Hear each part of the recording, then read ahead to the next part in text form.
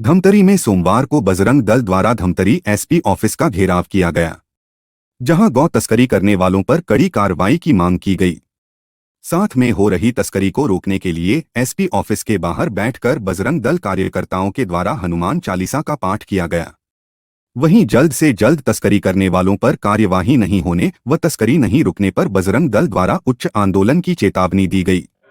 गैर कानूनी तरीके से गौ माता को बूचड़ खाने के रास्ते ले जाया जा रहा है, उनकी हत्या की जा रही है। उन पर पाबंदी लगाने के लिए हम सब यहाँ पे इकट्ठा हुए हैं और माननीय एसपी महोदय से हमारा निवेदन है कि हमारे ज्ञापन के ऊपर गंभीरता से कार्रवाई करें और गैर कानूनी तरीके से जो गाड़ियाँ सीमा पार करके गौवंश को बाहर के देशों में ले जाके जो उनकी हत्याएं हो रही है उन पे रोक लगाया जाए। इसी उद्देश्य से यहाँ पे हम सभी हिंदू परिषद संदीप अग्रवाल आज धमतरी में हो रही गौ तस्करी के विरोध में, जिसमें हमें लगता है पुलिस प्रशासन पूरी तरह संलिप्त है, इनके विरोध में हम लोग एसपी ऑफिस का घेराव कर रहे हैं।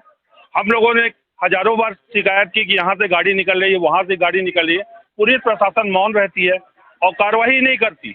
और यदि कोई कार्रवाई करती है तो दंडात्मक कार्रवाई हमारे लड़कों के ऊपर करती कि आपने पुलिस को गुमराह किया। अगर ऐसा है तो धमतरी पुलिस और धमतरी जिले की पुलिस निकम्मी जो बैठी है, क्यों बैठी है? बात करने में बोलते हैं हमारा सीसीटीवी कैमरा खराब है, हम काम नहीं कर पा रहे हैं, हमारे ये खराब है। तो ये एक्सक्यूज नहीं हुआ, आपको उसको बनाना होगा, आपको उनके ऊपर कार्रवाई करनी होगी।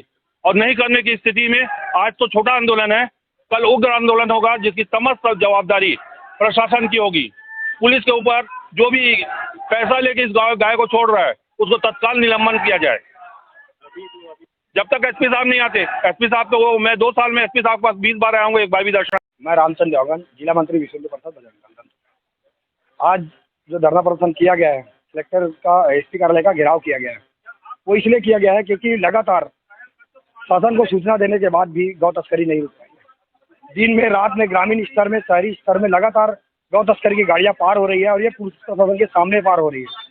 केरेगांव थाना के पास बैरियर लगा हुआ है, कैमरा भी लगा हुआ है। पकड़ाने के बाद गौ रक्षक परेशान होते हैं, उनके साथ प्रताड़ना होती है, लेकिन गौ तस्करी करने वाले थोड़ी देर में जमानत में छूट जाते हैं, उनकी गाड़ियाँ छूट जाती है। तो फिर हम लोग कब तक रात दिन मर मर के करते रहेंगे? हमारे गौ रक्षक कई बार छोटे हो जाते हैं, उनके लिए कोई व्यवस्था नहीं है, लेकिन फिर भी हम लोग केवल भावनाओं के लिए कि अपने गौ रक्षक गौ माता की रक्षा के लिए रात दिन मेहनत करते हैं। उसके बावजूद भी जब वो तस्कर छूट जाता है तो उनका बल बढ़ता है और ये सब कुछ जानकारी पुलिस प्रशासन के जानकारी में हो रहा है। उसके बावजूद भी अभी तक कोई कार्रवाई नहीं है।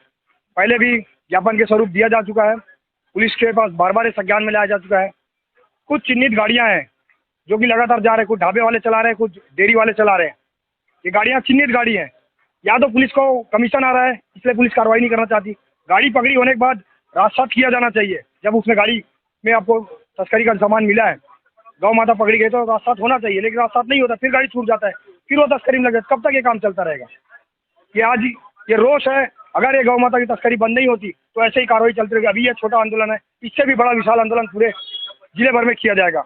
ये अभी चेतावनी है प्रशासन के लिए, अगर समझ जाए तो ठीक है, आगे कार्रवाई करने के लिए बजरंग दल तैयार है।